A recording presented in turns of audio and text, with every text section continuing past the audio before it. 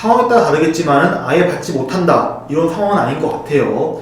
근데 결과적으로 받을 수 있는 금액이 크지는 않을 것이기 때문에 웬만하면 집주인하고 합의를 하는 게 좋을 것 같아요.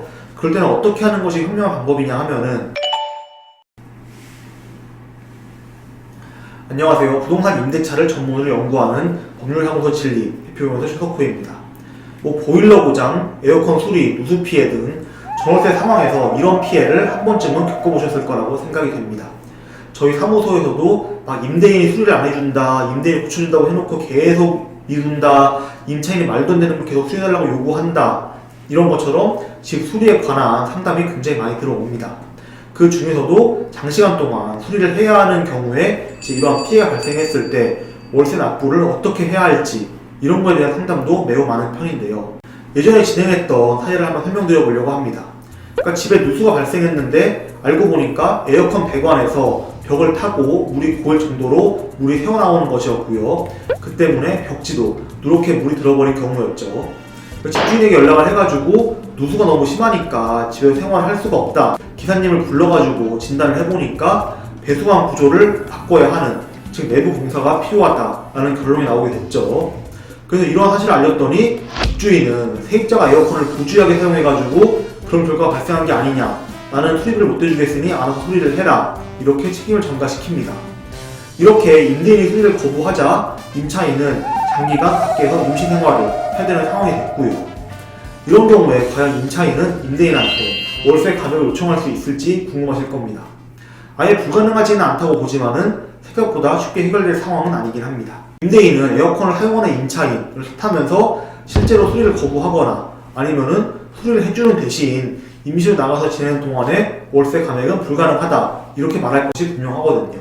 근데 이제 임대인은 주택을 임차인이 사용할 수 있는 상태로 유지해야 하는 법적 의무를 부담하고 있거든요. 그러니까 제가 아까 말씀드린 사안 같은 경우에는 에어컨 누수의 정확한 원인, 이거는 확실하게 알 수 없겠지만은 전문가의 말대로 배수관 구조 자체 때문에 누수가 발생해가지고 수리가 필요한 게 맞다라고 가정한다면은 집주인은 이러한 설치 구조를 변경해줘야 되는 의무를 부담을 하게 되겠죠. 그렇기 때문에 배수관 수리를 위해서 임차인이 방을 비워두는 기간 동안만큼은 월세에서 감액을 하는 것이 맞는 주장이 될 것이고요. 하지만 대부분의 경우에는 임대인은 그 기간 동안의 월세도 계속 받아야 되겠다라고 나올 가능성이 굉장히 높겠죠. 이때 임차인이 할 수 있는 방법은 크게 두 가지가 있을 것 같습니다. 첫째는 임대인의 수선 의무 불이행을 근거로 임대차 계약을 해지하겠다라고 통보한 다음에 임대인을 상대로 보증금을 반환하는 것을 요구하는 방법일 것이고요. 두 번째는 임대차 계약을 유지하되 집에서 생활할 수가 없으니까 나와 있는 동안에 월세를 내지 않고 추후 임대차 계약 종료 시 임대인이 해당 기간의 월세를 차감하고 보증금을 줬다라고 한다면은 부당하게 차감된 액수만큼에 대해서는 반환을 요구하는 방법이 있을 것 같습니다. 근데 사실 이 두 가지 방법 모두 간단한 방법이 아닐 뿐만 아니라 임대인하고 합의를 하지 못한다라고 하면은 결국에는 소송을 진행해야 되는데 그 소송 비용과 시간이 굉장히 많이 들어가거든요. 무엇보다 소송을 이겨도 받을 수 있는 금액이 매우 크지 않기 때문에 웬만하면은 집주인과 적당한 선에서 합의를 보는 게 시간도 절약하고 비용 부분도 아끼고, 그리고 임대인과 얼굴을 붉히지 않고 문제를 해결할 수 있는 방법이 되지 않을까 싶습니다.